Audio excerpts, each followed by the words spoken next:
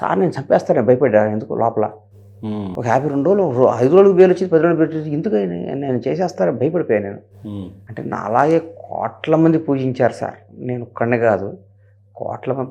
మహాతల్లి భువనేశ్వరి గారు ప్రతి గుడికి వెళ్ళి ప్రతి దేవుడి దగ్గరికి వెళ్ళి అసలు ఆవిడ తిరిగి ఆ వయసులో భర్త కోసం మహాతల్లి అసలు ఆవిడ.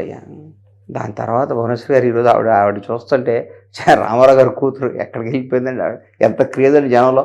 ఒక ఎంటర్ప్రైనర్గా అసలు ఆవిడ అసలు ఎక్కడ అసలు మాట్లాడే విధానం కానీ పద్ధతి కానీ మనం ఒక చంద్రబాబు గారి కంటే మా అక్కకి ఎక్కువ క్రేజ్ అనిపిస్తుంది ఒక్కోసారి అక్కడ చూస్తుంటే నాకు. కుటుంబ వ్యవస్థ గురించి మాట్లాడాలంటే మరీ స్పెషల్గా, ఎందుకంటే బాబు గారు జైల్లో ఉన్న టైంలో లోకేష్ గారు బయటకు వచ్చిన విధానం కానీ, తల్లి భువనేశ్వర్ గారు కానీ, ఈవెన్ బ్రాహ్మణి గారు అప్పుడు ఫర్ ద ఫస్ట్ టైం బయటకు వచ్చి అంత ఐటీ సెక్టర్ ఎంటర్ప్రైనర్గా ఉన్న తను కూడా. మరోపక్క ఈవెన్ మీరు ఎంత తిట్టినా జగన్ గారి లోపల ఉన్నప్పుడు కూడా ఆడబిడ్డ చెల్లి బయటకు వచ్చి అంత పాదయాత్ర చేసి, అంటే అక్కడతో మీ కెరీర్ అయిపోవచ్చు. జగన్ గారు నేను తిట్టలేదు సార్. మీరు తిట్టారంటలేదు నేను, బయట జనాలు టీడీపీ పార్టీ వాళ్ళన్నా ఎవరన్నా కూడా, నేను అంటుంది ఓన్లీ కుటుంబం యొక్క సపోర్ట్ ఉంటే ఒక మనిషి యొక్క కెరీర్ గురించి చెప్పాలంటే మీరు ఇంతసేపు చెప్తుంటే నాకు కలిగిన భావం అది.